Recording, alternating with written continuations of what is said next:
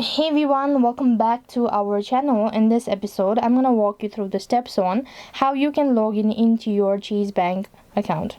So in order to log in into your online banking account or ChaseBank, first of all, make sure that you already have an account, and then to begin with, open up a browser, and whichever is convenient for you, you can use that. In my case, I'm using a Google Chrome.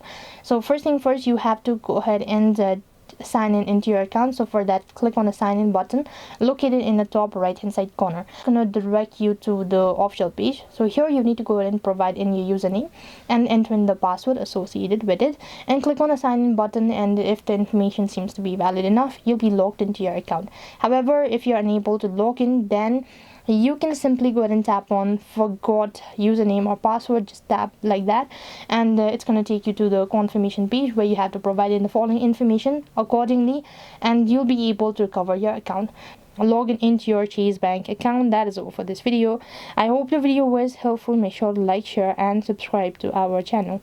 Thank you for watching. See you in the next video.